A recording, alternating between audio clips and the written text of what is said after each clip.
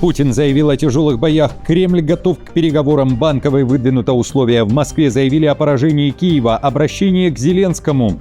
Украина вводит повышенный режим угрозы. Спецпредупреждение силовиков. Захват всей страны. Приказ наступать. Москва призвала Зеленского приготовиться. Потеря одного города. Военные оставили позиции. Отступление на Донецком направлении, что перешло на сторону РФ. Внезапное усиление Украины. Партия вооружения направляется в Киев. Франция дала добро. Макрон назвал Путина слабым и призвал давить Россию. Горе в семье Каи Каллас, свист в спину Мерца, как выхватил за отпуск. Новый территориальный спор и спецоперация «Воробей». Россия тратит миллионы на пересчеты птиц. Сколько улетит на ветер? Об этом и не только, досмотрите. Друзья, всем привет, это «Время Прядко», 23 августа на календаре. Всем спасибо за добрые слова и за вашу поддержку. Начинаю. Вернулся в страну, отправься на фронт. Скандал из-за мобилизации на границе. Украинских военкомов обвинили в незаконных действиях. Мужчин моментально забирают в ТЦК сразу после того, как их нога ступила на подконтрольную Украине территорию. О таких случаях в Волынской области заявила представитель омбудсмена Екатерина Шклёда. Она говорит, что речь идет о гражданах Украины, которые до приезда были в России или же на тех территориях, которые признаны Киевом временно оккупированными. В Украину такие мужчины могут заехать через Россию и Беларусь, а затем проходят единственный гуманитарный коридор на Волыне. По словам Шклёды, мужчины еще не успевают добраться до места проживания и встать там на воинский учет, как их мобилизуют сразу после пересечения границы. Она назвала такие действия незаконными и заявила, тем, кто вернулся, должны предоставить 30 дней, чтобы доехать до места проживания и обратиться в местный военкомат. Сейчас государство проводит политику возвращения людей с временно оккупированных территорий, и такие действия ТЦК точно не будут способствовать тому, чтобы мужчины хотели возвращаться в Украину. Украинские депутаты не выдерживают. В Верховной Раде все громче обсуждают вопрос переноса заседаний парламента в другое место. Из-за постоянных воздушных тревог и обстрелов, но речь идет не о полном переезде Рады, а именно о смене площадки для заседаний, заявила в интервью YouTube-каналу «Суперпозиция» нардеп Нина Южанина. По ее словам, нынешний формат работы стал практически невозможным. Депутаты успевают только открыть заседание, потом звучит тревога, и все спускаются в укрытие. И так приходится мотаться несколько раз в день.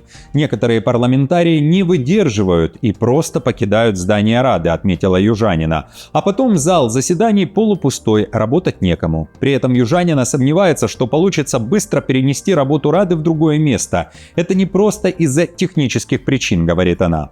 Также нардеп подтвердила, что в кулуарах парламента обсуждается одна из недостроенных станций киевского метро как возможная локация, где не прерываясь на воздушные тревоги, могут работать украинские законодатели. Не может Верховная Рада собираться раз в неделю, а затем, едва начав заседание, сразу спускаться в укрытие. И так по 3-4 раза в день. В результате законопроекты не рассматриваются, решения не принимаются. В конце концов, люди не выдерживают. Никто не понимает, сколько еще придется сидеть в укрытии. Поэтому депутаты начинают искать другие безопасные места.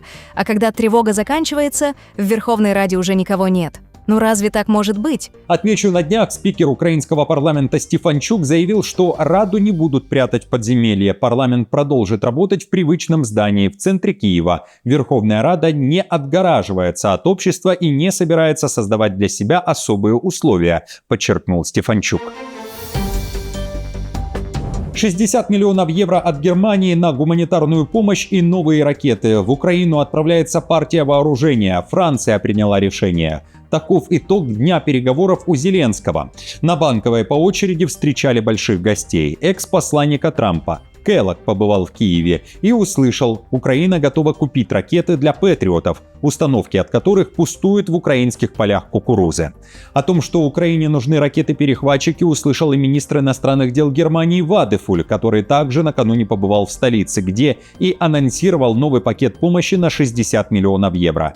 И с представителей США и Германии Зеленский переключился на Францию. Экстренный звонок в Париж продлился 2 часа. После Макрон заявил, в Украину отправятся французские ракеты-перехватчики. Это его ответ на российский удар по торговому центру в Кривом Роге. В Елисейском дворце заявили, что Путин слаб, когда наносит такие удары, и его, и Россию дальше надо давить. Далее цитата. «До тех пор, пока она отказывается от прекращения военных действий и мира», написал Макрон. Послушайте. В этой ситуации крайне важно предоставить Украине все необходимые средства для защиты своего воздушного пространства и противодействия этой агрессии. Я сообщил президенту Зеленскому об усилении нашей поддержки, включая поставку перехватчиков и продолжение нашего сотрудничества в соответствии с договоренностями, достигнутыми на установочной встрече коалиции по противоракетной обороне. Захват всей страны. Приказ наступать. В России заговорили о полном контроле над Украиной. Замглавы Совбеза РФ Медведев заявил, что Россия продолжит возвращать территории, которые, по его формулировке, случайно оказались у Киева. Громкое заявление прозвучало в присутствии Путина на съезде «Единой России» в Москве. При этом конкретных границ дальнейшего продвижения войск РФ Медведев не назвал и вновь свел все к противостоянию России с Западом. Враги Москвы, добавил он, это агрессивные и циничные негодяи. Но, несмотря на внешнее давление, Россия, как уверяет Медведев, движется к победе. В этой самой стране, которую принято теперь называть «страна 404», уже исчезла половина населения и 20% случайно оказавшихся у них территорий. Уверен, в России возвращенных территорий будет все больше и больше. И наша доблестная армия это постоянно подтверждает. Также в Москве категорически заявили, Россия не собирается договариваться с Западом. По словам главы МИД РФ Лаврова, Москва не сделает шаг навстречу первой. И причина одна. Лавров заявил, потому что, далее цитата, договариваться в нынешней Европе не с кем. Заморозку войны в Москве тоже отвергают. Вот те метастазы нацизма, которые в последние годы прорастали в Европе и дошли до Украины, мы через это перемирие, мы нацистские метастазы будем укреплять и позволять им развиваться дальше. Это будет предательство того, что сделали наши деды, прадеды, победив нацизм, как нам тогда казалось, навсегда. Но он оказался живучим. Напомню, Зеленский предлагает России вести перемирие в воздухе и энергетической сфере, а также заморозить войну по линии фронта. Это должно стать основанием для начала переговоров. Открыт ящик Пандоры. Джин выпущен из бутылки, а мирные предложения Украины – экзотика. Это часть заявлений Путина. Накануне он заговорил о тяжелых боях на фронте и уверяет, готов к переговорам с Зеленским, но ставит Киеву условия. На съезде «Единая Россия», а после и в интервью личному журналисту Зарубину прозвучал ряд обращений к Западу и Украине. В Кремле уверяют, что 40-дневный план Зеленского по принуждению к миру провален, а ящик Пандоры открыт. Путин считает, что Украина бьет по оборонке России, а также НПЗ и маркетплейсам, потому что у нее дела на фронте идут не так, как хотелось бы, и бои для Украины тяжелые. Продолжается специальная военная операция. И чем сложнее для противника ситуация на фронте, тем более жестокие, варварские атаки совершает киевский режим. В этом проявляется вся неонацистская, бандеровская, русофобская сущность той силы, с которой мы боремся. Баллистические атаки по Киеву и другим городам он назвал эффективными, своевременными и ответными. Кроме того, Путин уверяет, представители Украины стучатся в Москву. Речь о переговорах и предложениях, которые Россия получает от союзников Украины. В Кремле не уточнили, от кого и какие именно, но уверяют, что они не устраивают Москву. Тем не менее, Россия по-прежнему готова к диалогу, утверждает Путин, однако есть условия. И вот какое. Вместе с тем, предложения, которые до нас доводятся, носят подчас, я бы сказал, экзотический характер и являются неприемлемыми. Мы всегда готовы к диалогу, но только на основе реалий, складывающихся на земле. В Украине уже напомнили удары по логистическим центрам, инфраструктуре и энергообъектам, а также торговым центрам начал не Киев, а Россия, и несколько лет назад, и уже только спустя годы после того, как у ВСУ появились дальнобойные дроны и ракеты, Украина начала бить в ответ по территории РФ. По Вайлдберрис и Озону, которые, по заявлениям украинской стороны, работают в интересах ВС РФ. Кроме того, на фоне ряда заявлений Путина прозвучал и ответ Украины. Там также готовы к переговорам с Москвой. Министр иностранных дел Сибига обвинил Россию в нежелании останавливать войну, а поэтому надежда сейчас на Вашингтон. Без Соединенных Штатов Америки невозможно добиться прогресса и справедливого мира в этой ситуации. У Украины есть идеи, в том числе креативные, как максимально активизировать этот процесс. Мы ожидаем приезда американской переговорной команды. Новый активный политико-дипломатический сезон должен прежде всего быть сосредоточен на том, как нам завершить эту войну. Украина вводит повышенный режим угрозы. Украинцев призвали быть начеку. Ракетный удар по скоплению людей и мероприятиям – одна из главных угроз, заявляет Украинская служба безопасности. В заявлении говорится, что существует повышенный риск терактов в День независимости 24 августа. СБУ считает, Россия может использовать массовые мероприятия для обстрелов, провокаций, диверсий и кибератак. В спецпредупреждении украинцев призывают следить за воздушными тревогами, держаться ближе к укрытиям, не приближаться к подозрительным предметам. Кроме того, отдельное предупреждение выпустили и власти Кривого Рога. После удара по торговому центру, где погибли 16 человек и еще 132 пострадали, горожан предупредили о возможных повторных ударах по торговым центрам. По данным нашей разведки, противник, вероятно, может и дальше наносить удары по крупным торговым центрам в прифронтовых городах. В том числе это касается нашего города Кривого Рога. Поэтому я прошу вас по возможности отказаться от посещения крупных торговых центров. Если все же посещаете их, выбирайте те, где владельцы создали и оборудовали укрытия. И, пожалуйста, пользуйтесь этими укрытиями. Потеря еще одного города. Красная зона расширяется. Украинские войска, судя по обновленной карте мониторингового канала Deep State, оставили последние позиции в Родинском, недалеко от Покровска, Донецкой области. Еще сутки назад часть города аналитики проекта указывали как территорию подконтрольную ВСУ. Теперь же город полностью перешел под триколор.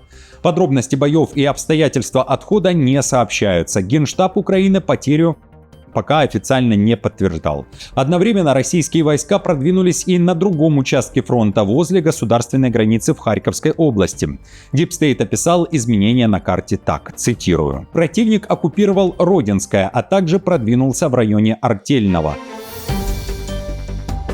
Горе в семье Каи Каллас. Глава европейской дипломатии потеряла отца. В ночь на 22 августа умер бывший премьер-министр Эстонии Сиим Каллас, сообщает РРР. Ему было 77 лет. Причина смерти не называется. Сиим Каллас руководил Банком Эстонии во время введения национальной валюты, основал партию реформ, а в 2002 году возглавил правительство страны. Позднее он работал в Еврокомиссии и занимал пост ее вице-президента. Президент Эстонии Алар Карис назвал Калласа государственным деятелем, который помог сформировать современную страну. О смерти отца сообщила также и сама Кая Каллас. С прискорбием сообщаю, что сегодня ночью скончался мой дорогой отец. Захват двух стратегических городов брали штурмом, а теперь хотят дипломатии. Под угрозой суверенитет страны НАТО и внешняя граница Евросоюза. Марокко потребовало начать переговоры о передаче Сеуты, которая совсем недавно оказалась в центре всех мировых новостей из-за прорыва границы мигрантами, а также Мелилье под свой контроль. Это автономные города Испании на побережье Северной Африки, которые граничат с территорией Марокко. О новых требованиях в интервью государственному каналу 2М заявил министр юстиции Марокко Абделатиф Уахби. Чиновник заявил, что его страна имеет, цитирую, «историческое и географическое право на эти территории и не откажется от своих претензий». Для обсуждения будущего городов Уахби предложил создать совместную комиссию с Испанией. Ее конечной целью министр назвал окончательное решение, цитирую, «возвращение Сеуты и Мелилье в лоно Родины». Заявление прозвучало всего через 3 недели после массового прорыва мигрантов в Сеуту. В это время Мадрид и Рабат ведут переговоры о возвращении нелегальных мигрантов и усилении пограничного контроля. Несмотря на сотрудничество с Марокко, правительство Испании вновь подтвердило суверенитет и территориальную целостность страны. Свист, гудки тракторов и оскорбления. Отпуск канцлера закончился скандалом. Первый же публичный выход Мерца превратился в масштабный протест.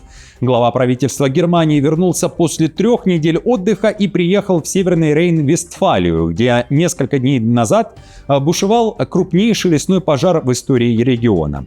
К этому моменту огонь уже потушили. Протестующие обвиняли канцлера в том, что во время катастрофы политик оставался в отпуске и не появлялся на публике. Канцелярия заверяет, Мерц ежедневно проводил видеосовещания и связывался с министрами. По данным Бильд, канцлера встретили около 200 человек. Фермеры сигналили, люди свистели и требовали его отставки. На плакатах написали «Лес горит, а Фридрих спит». Сама акция прошла под лозунгом «Никакого уважения к канцлеру-отпускнику». За Мерца вступился глава района. По его словам, канцлер предлагал приехать раньше, но спасатели попросили не мешать тушению, ведь им нужны не политики, а те, кто умеет держать пожарный рукав. Чиновник призвал протестующих направить свою энергию на помощь людям, вступить в пожарную или спасательную службу. Откровенно говоря, те, кто выкрикивает с места, на меня впечатления не производят. Я разговариваю с теми, кто не кричит, а работает. Я разговариваю с теми, кто помогает. Я разговариваю с теми, кто трудится на благо нашего общества. И я хочу поддержать призыв главы округа и повторить это от себя. Без множества людей, без миллионов жителей Германии, занимающихся волонтерской работой, мы не смогли бы поддерживать нормальную жизнь нашего общества. Миллионы рублей на пересчет птиц. Спецоперация «Воробей» объявлена в России. Проект федерального уровня. Задействовано минимум 66 регионов страны и искусственный интеллект. Следует из данных Президентского фонда природы. Считать пернатых будут не специально нанятые орнитологи, а школьники и добровольцы. Нужно найти воробьев, сфотографировать и загрузить данные на сайт. Снимки проверят эксперты, а отличать домового воробья от полевого поможет специальная система на базе ИИ, которую пока еще только внедряют. Участникам рекомендуют возвращаться в одни и те же точки. Так ученые сравнят численность воробьев в разные сезоны и увидят, где их становится меньше. Нынешний многомиллионный грант рассчитан на 3 сезона до осени 2027 года. Но сама перепись идет с 2023 и завершать ее пока рано. Организаторы заявляют, что для достоверных выводов наблюдать за воробьями необходимо 12-15 лет. А теперь послушайте, сколько потратят. Проект всероссийской переписи воробьев «Воробьи на кустах 26-27» стал победителем конкурса Президентского фонда природы по направлению изучения и мониторинга биологического разнообразия. Заявка получила грант в размере 5,2 миллионов рублей. Общий бюджет проекта с учетом софинансирования составляет более 13,5 миллионов рублей. Друзья, спасибо вам большое за поддержку. Мне будет приятно за каждый ваш лайк и комментарий. До встречи.